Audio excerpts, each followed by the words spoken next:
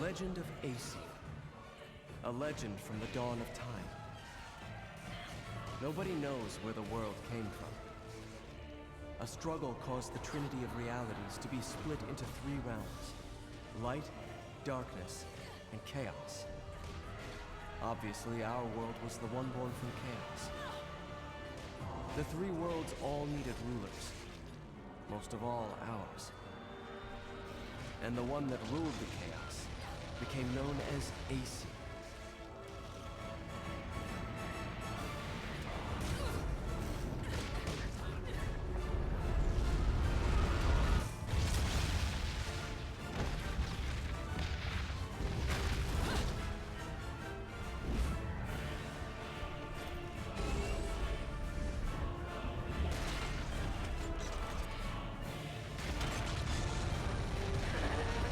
Spent the first eternity quietly looking upon the earth from his holy mountain.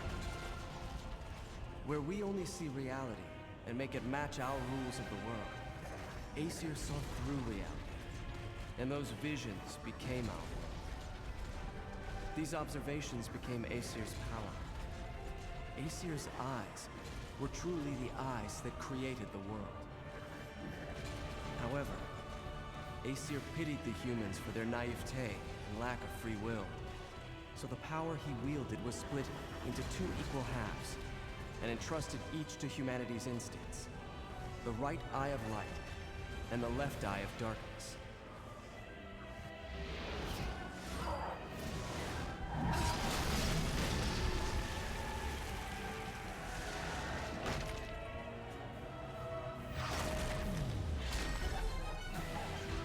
By dividing the power of the eyes of Aesir, humans gained free will. They could now choose. With control of the eyes of the world, the eyes that determine destiny, humans could choose their own paths. They awoke to their own identities. Man is but a reed, the most feeble thing in nature, but now we were thinking reeds. And we took our first big step towards grand prosperity. The inheritors of the eyes of Aesir had been granted the power of creation.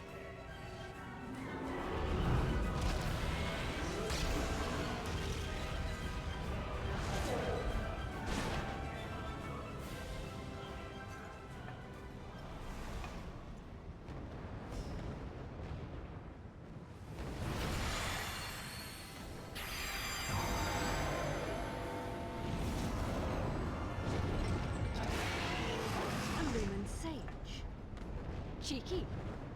No one bothered telling me any of your kind survived.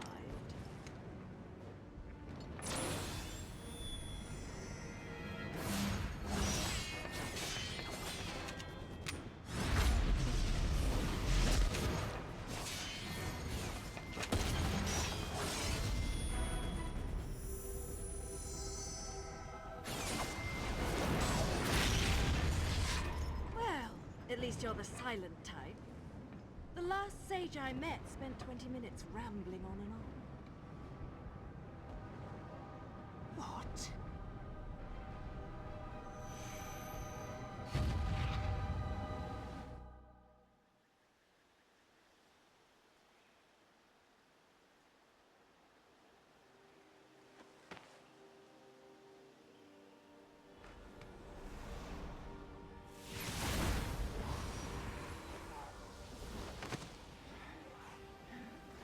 You will not escape this fate.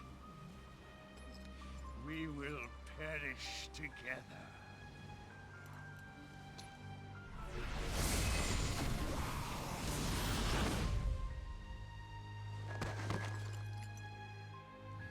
My dear, sweet child, at last you have fulfilled your promise to me.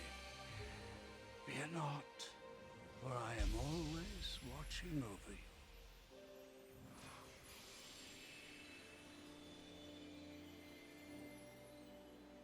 But the right eye of light was lost from the world forever, along with its possessor, the last of the Lumen Sages.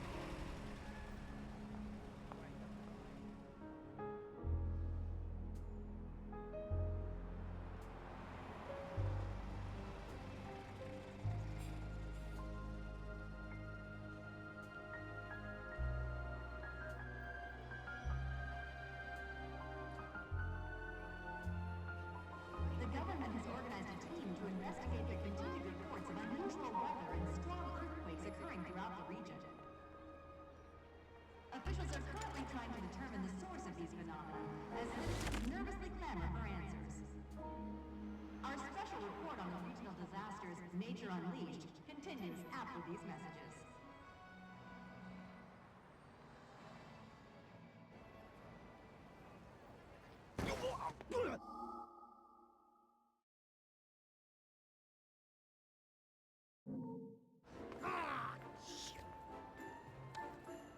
You know what I need? Some heels without guns. You don't mind if we make a quick stop, do you, Enzo? Do you know what day's coming up? Here I was shopping, minding my own business, then you show up and turn me into a damn porter. Seriously, Bayonetta, you still haven't paid me back for the car. Hey, whoa! Now, is that any way to speak to an old friend? Besides, I did that job for you. For free, might add. Do I really have to tell everyone how you grabbed onto my leg, sobbing like a schoolboy? This is why I can't have good things. You're some piece of work, you know that? If you weren't already lined up to go to Inferno, you'd be well on your way with all the shit you pull. Dressing up like a nun just so you could off some angels and keep the underworld happy. Hey, I'm talking to you. Shit. But if it's that or getting torn limb from limb for eternity in whatever circle of Inferno you witches go to if you break the contract, forget about it.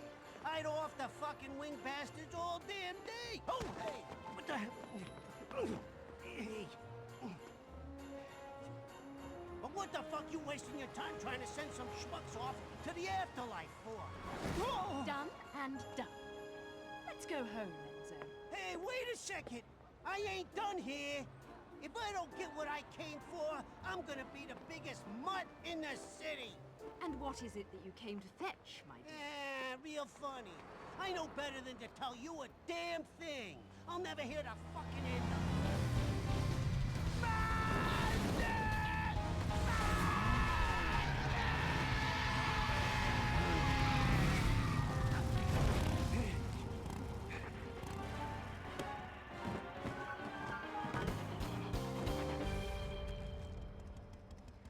You always know how to make an entrance, John. A rare sight to see you in the city. Just had something I had to look into. Cereza, you haven't felt anything strange recently? Now that you mention it, I still haven't quite figured out how a broke, bumbling wise guy managed to turn himself into a semi-respectable family man. Forget about it. And what's this Cereza shit? You're about as sweet as my Nona's grappa, you know that? Some witch with amnesia goes around calling herself a weapon, and it turns out she really got stuck with a kid's nickname. That shit's rich, I tell you what. Our friends in Paradiso are far too quiet. I'm sure you've noticed. But they aren't the only ones.